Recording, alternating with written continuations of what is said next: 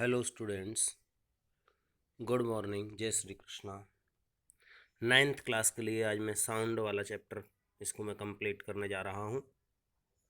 Sound में अभी जो बातें जो बाद में रह गई हैं वो अलग अलग रह गई हैं। तो डिफरेंट वेव्स जो होती हैं साउंड की, डिफरेंट वेव्स होती हैं, उनके रेंज के बारे में मैं बता रहा हूँ। इंफ्रारेड वेव्स वो होती हैं जिनकी जो रेंज होती है वो लेस देन 20 हर्ट्ज होती है। ठीक है, less than 20 hertz. The range whose range whose frequency is less than 20 hertz. ठीक है, 20 हर्ट्ज से नीचे नीचे।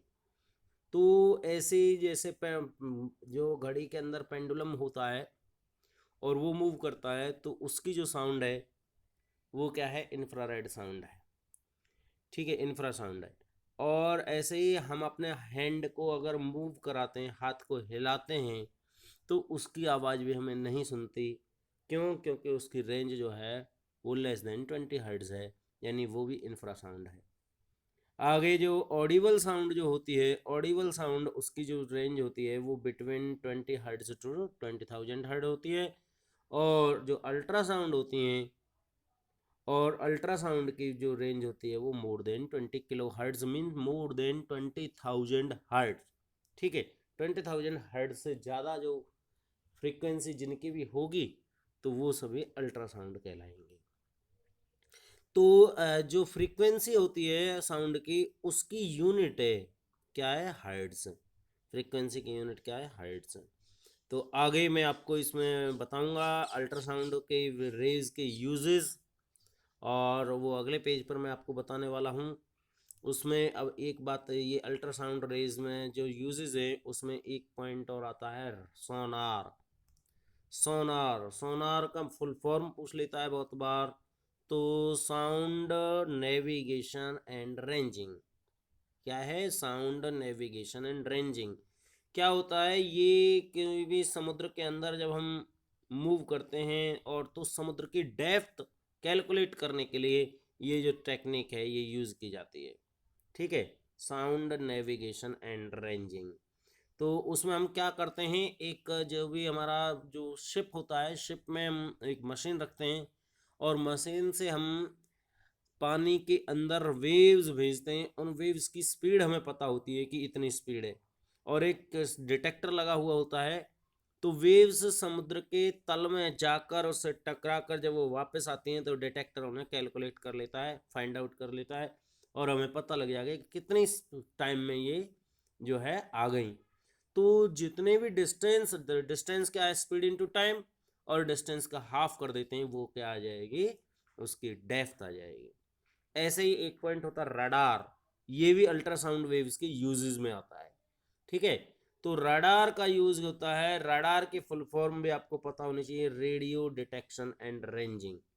ठीक है, तो ये जो है ये उसके यूजेस थे। और बाकी के यूजेस में ये थोड़े से मैं आपको यहाँ और आपको बुक में से बताऊंगा।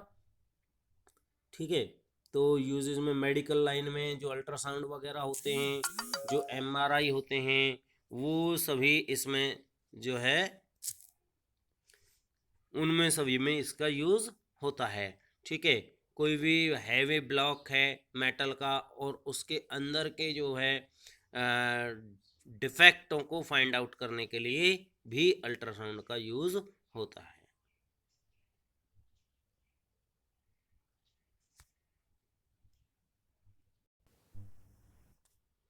जी, एक ये मैं कुछ ग्राफ आपको दिखा रहा हूँ। ये क्या है, एक वर्ड कल मैंने आपको बताया था, पिच।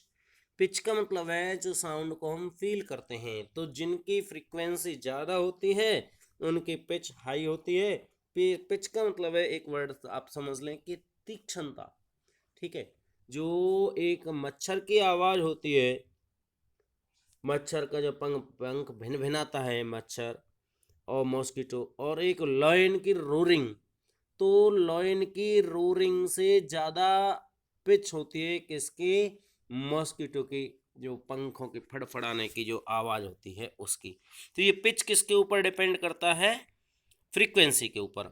अगर फ्रीक्वेंसी कम है, ये इसमें जैसे ये डायग्राम में आपको दिखा रखा है, ठीक है, अगर फ्रीक्वेंसी कम है मतलब 1 सेकंड में कम वेव्स पास हो रही हैं तो उसकी पिच भी क्या होगी, लो होगी। लेकिन अगर फ्रीक्वेंसी हाई है, ठीक है, वेव्स जिनकी फ्रीक्वेंसी हाई है तो उनकी पिच भी हाई होगी। फ्रीक्वेंसी ये एम्पलीट्यूड जिसका ज़्यादा जितना ज़्यादा होगा तो उसकी पिच हाई होगी, ठीक है। तो लाउडर, ऐसे ही जो ड्रम है, ड्रम को अगर हम बीट करते हैं तो उसकी पिच क्या होती है, लो होती है, तो ऊपर वाले पोर्शन में इसका जो है उस तरह का होता है। और जबकि एक विशल अगर बजती है तो विशल की जो फ्रीक्वेंसी है वो हाई होती है तो उसकी पिच भी ज़्यादा होती है।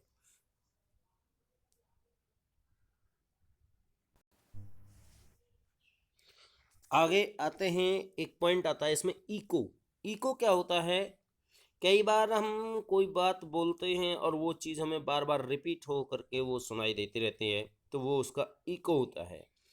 इको अगर हमें सुनना है तो उसके लिए जो जो हमारी मेन साउंड है और जो हियरिंग साउंड है उसके बीच में जो डिफरेंस होना चाहिए वो कितना होना चाहिए, 0.1 सेकेंड। कितना होना चाहिए, 0.1 सेकेंड। अब 0.1 सेकेंड का मतलब है कि स्पीड ऑफ साउंड कितनी होती है, 344 मीटर पर सेकेंड।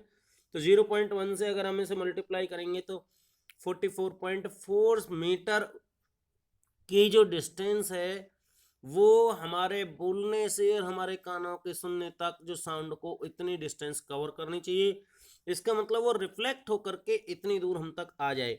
और जब साउंड रिफ्लेक्ट होगी तो रिफ्लेक्ट होने का मतलब है कि जो साउंड का जो ऑब्स्ट्रक्टर होगा, जो ब्रेकर होगा, जो रिफ्लेक्टर होगा, वो हमसे कितनी दूर होना चाहिए, 17.2 मीटर।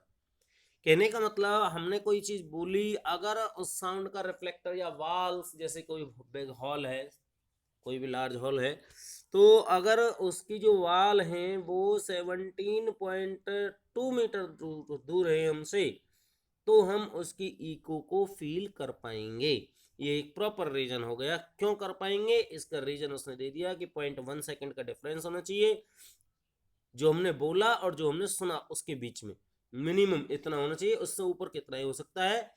और क्योंकि उसकी डिस्टेंस है स्पीड की वो 344 मीटर है 22 डिग्री सेल्सियस पर, तो आमतौर पर जो टेम्परेचर नॉर्मल इतना तो रहता ही रहता है, इससे कम तो सर्दियों में ही जाता है। तो ये जो है होता है। और इसके बाद में एक पॉइंट होता है रेवर्बरेशन, ठीक है। रेवर्बरेशन का मतलब है अनुरणन। होता क्या है, कई बार हम कोई साउंड बोलते हैं और वो उसकी जो साउंड है वो बार बार रिपीट हो करके हमको वो पहुंचती है, तो ये क्या है, ये रेवर्बरेशन कहलाता है, ठीक। और रेवर्बरेशन जो है वो ऑडिटोरियम वगैरह में भी होता है, क्योंकि वो दूर उनकी दीवार होती हैं, बड़े बड़े ऑडिटोरियम जो होते हैं, तो उनमें वो रेवर्बरेशन अगर होगा तो हम क्लियर यही नहीं पता लगा पाएंगे, आइडेंटिफाई कर पाएंगे कि जो पर्सन है वो बोल क्या रहा है, ठीक है। इधर से वो बोलता रहेगा, उधर से वो रेवर्बरेशन होकर के उसकी आवाज़ बार बार आती रहेगी। तो वो ऐसा ना हो तो उसके लिए हम क्या करते हैं, सॉरी ये टेढ़ा हो गया है, अब मैं इसे ऐसे ही बता रहा हूँ। तो ये ऐसा ना हो तो उसके लिए हम क्या करते हैं, जो ऑडिटोरियम होते हैं उनकी जो रूफ होती हैं और उनकी जो वाल होती हैं उन सभी को हम कवर करते हैं कर्टेन से, पर्दे वगैरह लगा देते हैं, ठीक है। और जो कोई भी लकड़ी वगैरह लगा देते हैं, फाइबर बोर्ड वगैरह लगा देते हैं, ठीक है। सिनेमा घरों में जो होती हैं, जो सिनेमा हॉल्स होते हैं उनकी जो छतें होती हैं उन पे पर्दे वगैरह लगे हुए होते हैं, या उनकी दीवार वाल्स में होल्स होते हैं जगह जगह पे।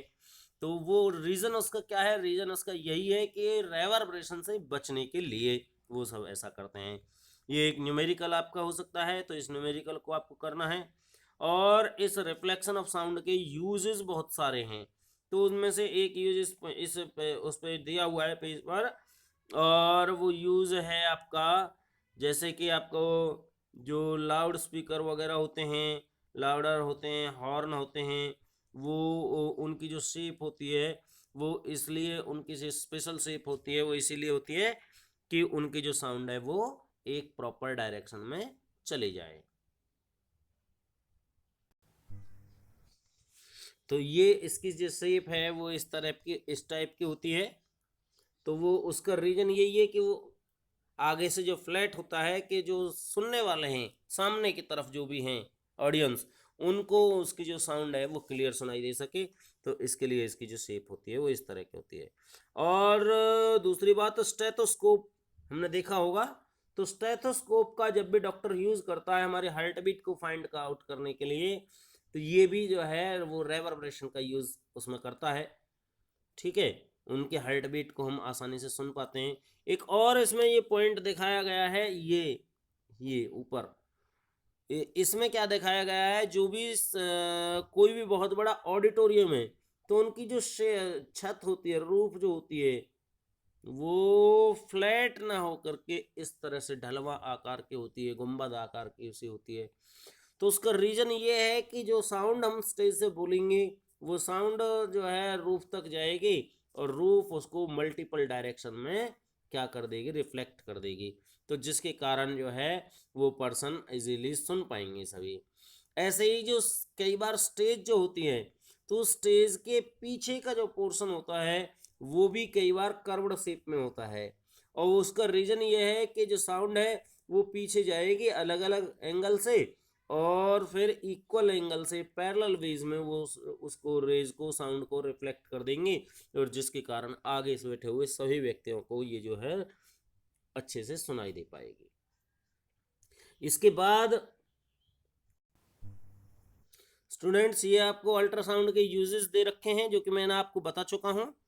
ठीक है, एग्जाम्पल जो है किसी भी चीज़ को क्लीन करने में भी अल्ट्रासाउंड का यूजेस किया जाता है। जैसे कि कुछ स्प्रेल ट्यूब्स होती हैं, कोई सर्पिल आकार की नलियाँ वगैरह होती हैं, और जिन तक हमारे ह्यूमन बॉडी के पार्ट्स नहीं पहुंच पाते तो उनको एक इमर्सन सॉल्यूशन में डिप कर देते हैं और उसमें अल्ट्रासाउंड वेव्स को फ्लो कर देते हैं, और जो उसमें जो भी इम्प्योरिटीज होती हैं, जो भी वो होती हैं, वो सब उसमें से रिमूव हो जाती हैं।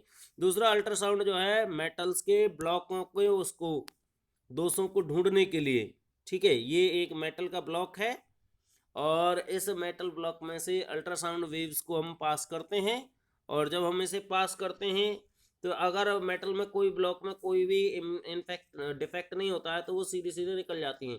लेकिन जहाँ ये डिफेक्ट होता है तो वहाँ से वो आगे नहीं जा पाती, बल्कि वो पीछे की ओर ही वापस चली जाती हैं। जब सामने जो रिसीवर है वो जब उन्हें रिसीव नहीं करता है तो हमें इजीली फाइंड आउट हो जाता है कि इस मेटल के अंदर एक कोई ना कोई डिफेक्ट है। इसी तरह से अल्ट्रासाउंड वेव्स का यूज भी यहाँ पे जो बैट होते हैं, जो चमगादड़ होते हैं, वो भी अपने भोजन को फाइंड आउट करने के लिए, ये डायग्राम इसमें पूरा नहीं आया है, तो उस अपने भोजन वगैरह को फाइंड आउट करने के लिए उसका यूज करते हैं। और ये हमारे ईयर का स्ट्रक्चर है। तो इस स्ट्रक्चर को आपको, इसके 3 पोर्शन होते हैं, जो आउटर पोर्शन है, मिडल पोर्शन है और इनर पोर्शन है। ठीक है, और इसके अलग अलग पार्ट्स होते हैं। जो आउटर पोर्शन होता है वो थोड़ा टेढ़ा मेढ़ा सा होता है। उसका रीज़न ये है कि वो जो है साउंड वेव्स को रिसीव करता है, तो रिसीव करने के बाद उसे अंदर सेंड करता है, और जो ईयर ड्रम होता है वो उस पर उसकी सेंसेशन आती है और वो उसको अंदर जो है भेजता है, जिससे कि ब्रेन हमारा उसे इजीली फाइंड आउट कर लेता है। तो स्टूडेंट्स, ये आपका जो चैप्टर है ये फिनिश हो गया है। इसमें कुछ न्यूमेरिकल्स भी हैं और वो न्यूमेरिकल्स आपको करने हैं और ये क्वेश्चंस आपको सॉल्व करने हैं। Thanks a lot.